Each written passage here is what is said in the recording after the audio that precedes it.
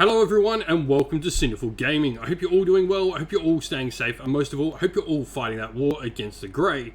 Today's video, we're going to talk getting started with Warhammer Age of Sigmar Warcry using the Steelheart's champions to get started with a Stormcast Eternals Warrior Chamber warband for the game. In this video, we're going to talk about all the things we get inside the Steelheart's Champions box set, talk about all those units, what we can use them for on the tabletop, and then we'll look at some other units we can bring into the warband to complete a 1000 renown warband, which is pretty much the standard sort of warband for Warhammer Underworlds. Finally, we'll finish off showing you a little 1000 renown warband at the end that we've used, and you can use it to create your own warband, get some inspiration to build your own ideas, or indeed copy ours if that's what you wish to do.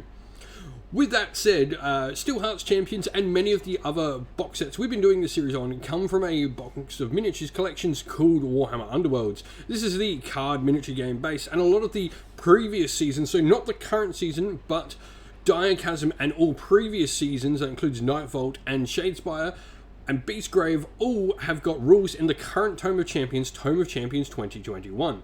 And so they're great ways to get into Warcry without having to spend a load of money on miniatures. So with that said, let's talk about what is inside the Steelheart's Champions box. The Steelheart's Champions box is led by Severin Steelheart. This is the dude with the giant greatsword holding his helmet you can see there. He's a really solid fighter. 1 inch range, 4 attack, strength 4, 2/5 on his damage, movement of 4, toughness 5 is really solid, and 30 wounds, making him super tough and can put out a decent amount of damage to boot. He's also got a cool ability that all of them have called Heroic Guard. Until the end of the battle round, you subtract 1 from damage points allocated by each hit and critical hit from actions that target the fighter that uses this double ability. Really good. Not only are they tough already on their base sort of stat lines, but they've also got a cool ability where they can become even tougher. Now, looking at the most offensive of the ones in the group, we have Oberon the Bold. Now, he has a slightly different profile to Severin Steelheart. He only has 3 attacks rather than 4, but he does have a strength of 5 and 3/5 damage rather than the 2/5 that Severin has. Toughness of 5 as well, and 4 wounds is really solid, but he's got 22 wounds instead. And lastly, in the warband, we have Angarad Brightshield. She is the hammer and shield wielding, as you might guess by the name Brightshield, she's the one with the shield.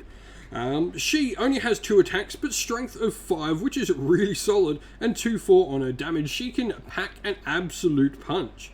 And then we've got a toughness of 6 on her. She's got that extra bit of toughness. It's still 22 wounds like Oberon the Bold, so your lesser sort of Stormcaster, not the primes from the unit, but she's really solid. Really hard to take down. With that toughness of 6, there's going to be a lot of things needing 5s to wound her in the game.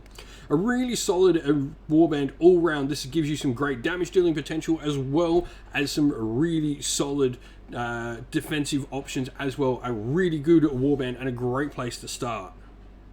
Looking at other places though, or we can go to grab some other miniatures, the Lord Castellan I really like. He adds to the defensive ability of the Force. Stormcast generally don't have the highest damage potential, but they can do a decent amount of damage, meaning with their high toughness, they're likely to grind out fights and win through attrition against most opponents.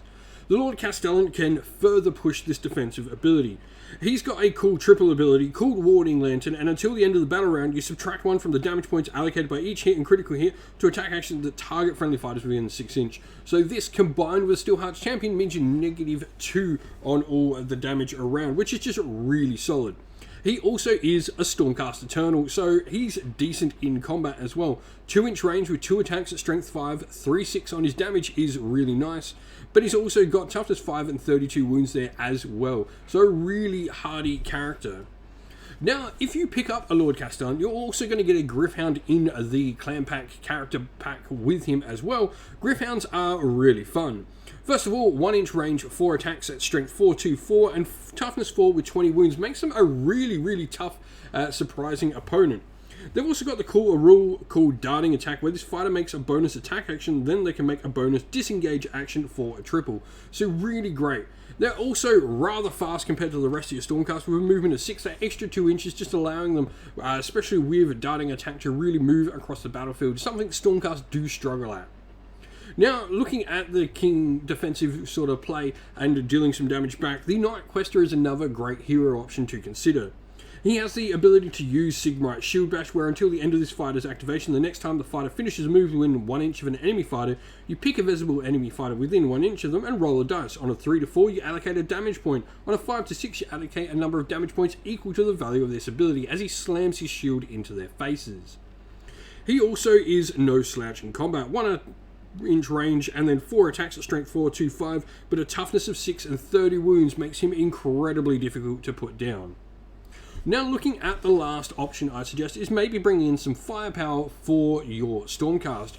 Judicators are a great option. They've got so many different bits and pieces in that kit to build with. You can build primes for some more elite and more leader options for your warband, but I do like the 2 options. So mostly you've got the option between the bows, which generally have about a 20-inch range, and they can vary depending on whether you take the Shockbolt bow on 2/6 damage or the Skybolt bow with 2/4 damage.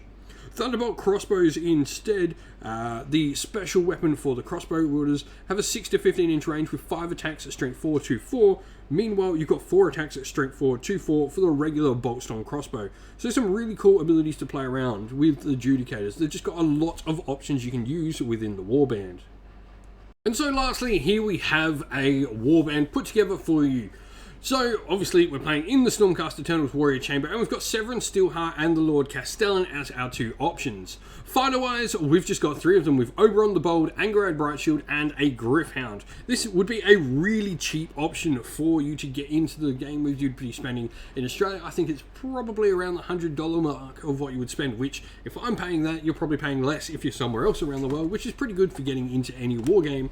Now, there are definitely some options you could play around with. You could definitely drop the Castellan if you want to have the Knight Quester in there. The Gryph-hound also could be dropped for a Judicator model inside the warband. If you were to drop anything else, maybe you drop the Castellan, leave Severin in there, or maybe drop Severin and take the Lord Castellan with a Judicator Prime of some variation. There's definitely some options to play around with. You've got 45 renown spare, so you've definitely got some options with what you want to do in this warband. But this is a solid start. You've got probably no range damage output, which is the biggest lacking one. But like I said, this is a great cheap way to get in. If you want some range, swap out our Gryph-hound for a Judicator. But 126 wounds is a really solid amount. It's not too much over the top, but it's probably around the middling sort of range of what you'd expect to have in a warband of this size. So a really good start for your Stormcast Eternals Warrior Chamber for Warhammer Age of Sigmar Warcry. Well, that's the end of the video. Thank you all for watching. We hope you enjoyed it. If you did, please don't forget to leave a like and subscribe to the channel. And while you're at it, drop us a comment down below and let us know what you enjoyed about the video. If you'd like to come chat more with me and other members of our fine little community here at Sinful Gaming, you can do so by joining our Discord server, which is linked down in the video's description. Lastly, if you'd like to help support the channel and get your name up on the screen like all these fantastic people do, you can do so by supporting us either on Patreon or YouTube members. As a special thanks to all our Patreon and YouTube members, we'd love to give them a shout out. So a shout out to our Patreons: Christian Weir, James Soren, Greenskins Gaming, AJC, Kenny Lowell, Outer Shot First, Andrew Bowen, Nathan Fee, The Rising Ape, Cure Dynamic, Agu, Anthony B, Anton Nilsson, JJ Austrian, Average Wargamer, Domir, Mark Harvey, James Cater, and Dynet226. And a shout out to our YouTube members: Green Roots Gaming, Kenton Young, Chris Wallace, Ronya, Vinny, Lock Lorick, The Johnny84, David Ellsworth, Revenar, Wolfric Nick, Broken Shelf, Adriana Edwards, and Sean Scott. A special thanks as well to Lady Witchfox Art, who does all the amazing artwork for our channel, and to Xmorphic, who does all the amazing background work for our channel's Discord server as well. Thank you all for watching. Once again, everyone, stay safe, stay well, and most of all, keep fighting that war against the Grey. Ciao for now.